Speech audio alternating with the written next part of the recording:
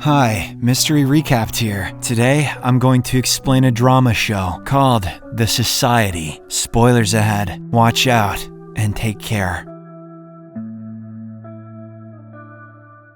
The show opens in a fictional town of West Ham, which has a rather peculiar problem. A foul stench runs throughout the city, disturbing its residents and creating health problems. City officials swiftly take care of this by hiring a man named Pfeiffer, who somehow gets rid of the smell. He drives a hybrid, so he's used to inhaling farts. However, only a few days later, the town is once again starting to reek. Elsewhere, some of the local high school students are seen participating in a drama, but outside the school's auditorium, Harry, one of the richest and most popular guys in town, is busy making out with his girlfriend, Kelly. They're engrossed in each other until she complains of a really bad stench. This is when former school council president, Cassandra, finds the two lovers. She too notices the foul smell, but calls Harry inside as he is one of the lead actors. After the play, Cassandra and her younger sister, Allie, have a conversation about the performances, but the latter is more interested in checking out her crush, Will, who is also in the play. Shortly afterwards, all the students pack up and begin heading towards their homes. Cassandra is walking past the auditorium when she overhears Harry inviting all of his male friends to a party at his house. She sarcastically asks about the party, but he fires back. Harry points out that she wouldn't attend even if he personally invited her. It is obvious that there is a feeling of competition and maybe even animosity between the two. While walking home, Allie admits that she'll miss Cassandra when she leaves for Yale the following summer. We also see that almost all students live in West Ham, except for Will. He lives with his alcoholic father in a trailer just outside the town's borders. Down by the river! The following day, Harry takes Kelly to the city council office, where his mother works as the mayor. They notice that she and a few other officials are engaged in a tense meeting with Pfeiffer. The meeting soon ends, and as Pfeiffer leaves the office, he stares at the teenagers creepily. Harry's mother then joins the two, but apologizes that she cannot talk, as there is a town meeting in 20 minutes. The scene then shifts to the town meeting, where the foul stench seems to be the hot topic of debate. A real Dutch oven. A senior official admits that they have asked the federal government for help. He reassures everyone that safety testing will begin shortly, but reiterates that the smell does not pose any health risks. All the children in the town, however, will be going to the local national park. The kids will take a trip up to the Great Smoky Mountains, while the city sorts out its problem. The very next day, all the kids are excited to hear about this arrangement. There are several school buses waiting to take them to this unexpected vacation. While walking to the buses, high school football player Luke notices some graffiti on the side of the local church. It reads, "Mini Mini Tekel up Harson." It's obviously in reverse. It reads, "Nisrapu leket."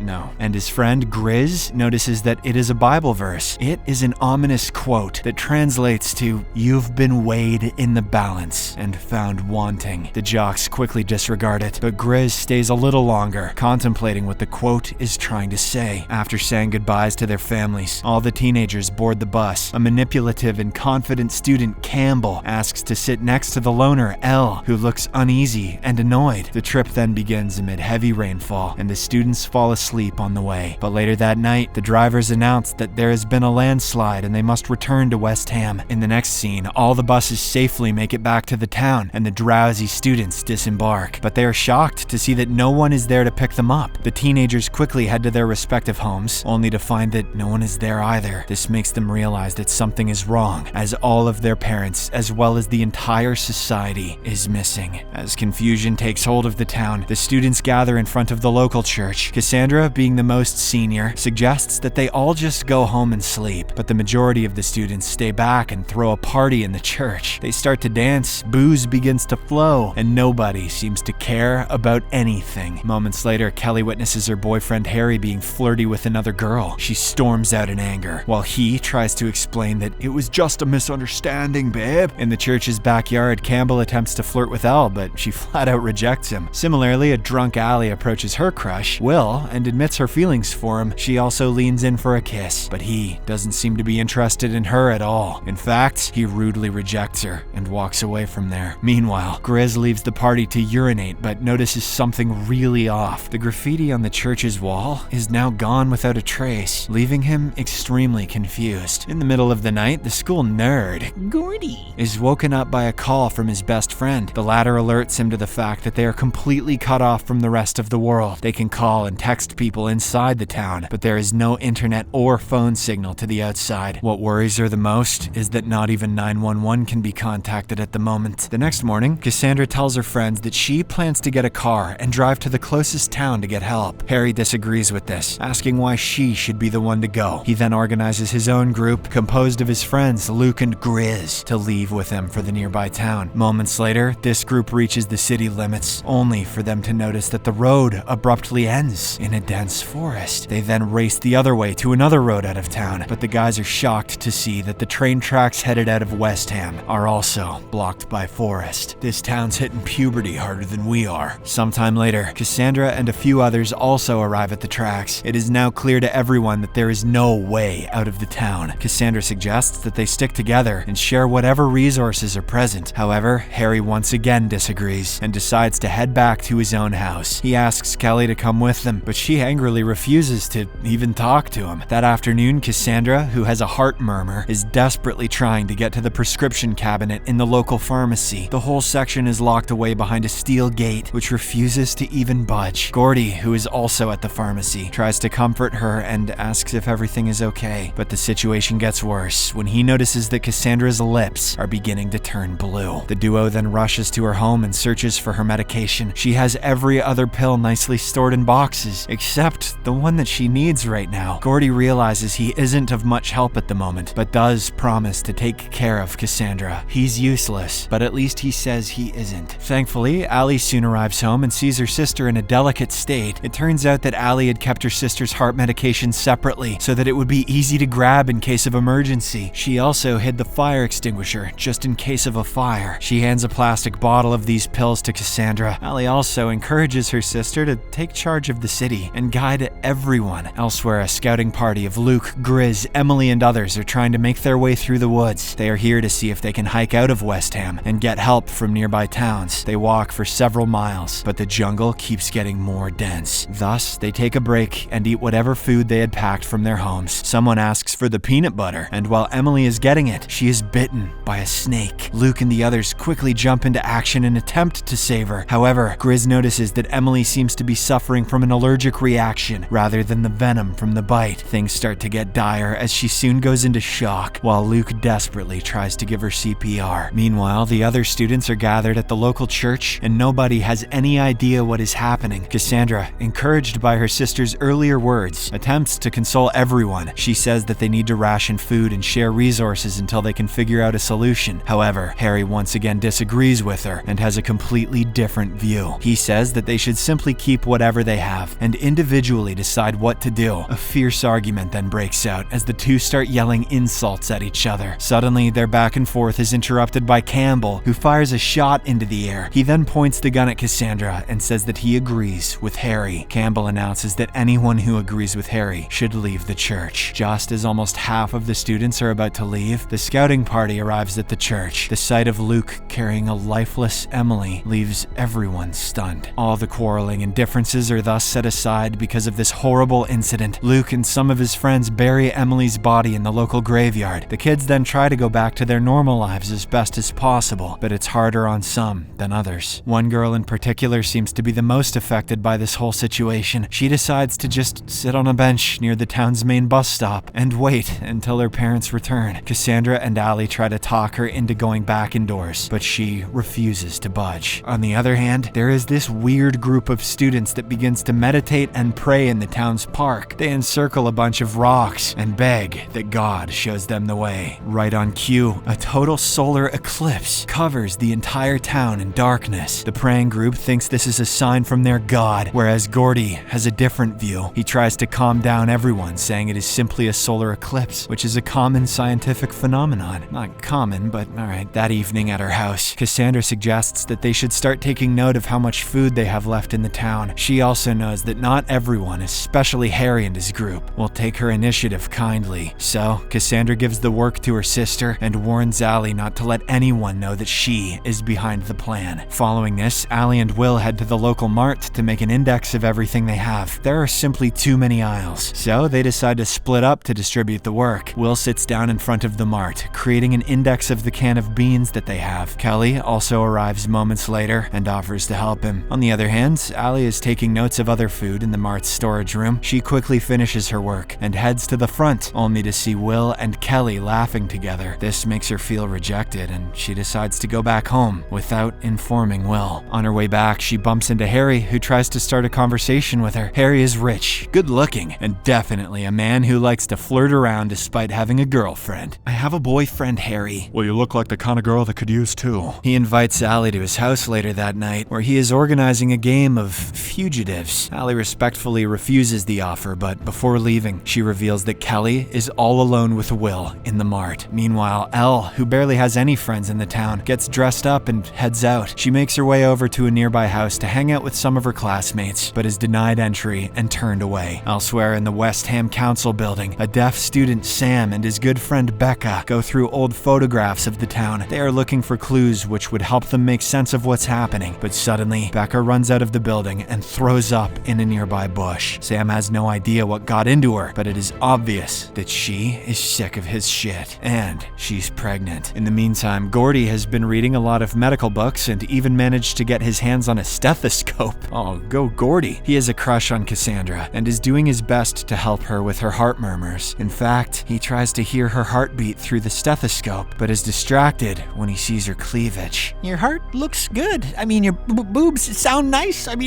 Back at the council, Sam keeps going through the photos and documents of the town. He is engrossed in his work when suddenly his brother Campbell stops by for a visit. It is evident that the two do not share the best of relationships due to some unknown reason. However, Sam does show his brother a letter from Pfeiffer demanding $1.5 million for the removal of the smell. The council members, especially their father, refused to pay the hefty amount. In fact, on the day before the adults disappeared, they even wrote a formal letter to Pfeiffer, refusing to pay the money. Worried that their family will be blamed for the situation, the brothers decide to destroy the papers. That night, the whole town plays a game of fugitive, which is being organized by Harry. One group of players are supposed to act as criminals on the run, while the others are cops trying to catch them. To Harry's surprise, Allie not only joins the game, but also decides to be his partner. The game then begins, and everyone seems to be having a lot of fun. The only problem is that there are no adults around, and the teenagers have spare time, cars, and booze. Needless to say, their hormones run rampant, and as the game rolls on, things start getting steamy. Elle, who has been shunned by everyone, ends up at Campbell's house, who himself is a bit of a loner. The duo sniffs out some dodgy white powder and ends up pleasuring themselves. Outside, a rainstorm drives everyone to abandon the game and rush into Harry's house. This is when things start to get dark, literally and figuratively, as the town's lights begin to flicker. The students panic, run to the local hardware store, and soon a widespread looting ensues. Windows are broken, stores are pillaged, and cars are set on fire. The episode ends with a narration where Becca warns that this is just the beginning of what's to come, unless the show gets canceled.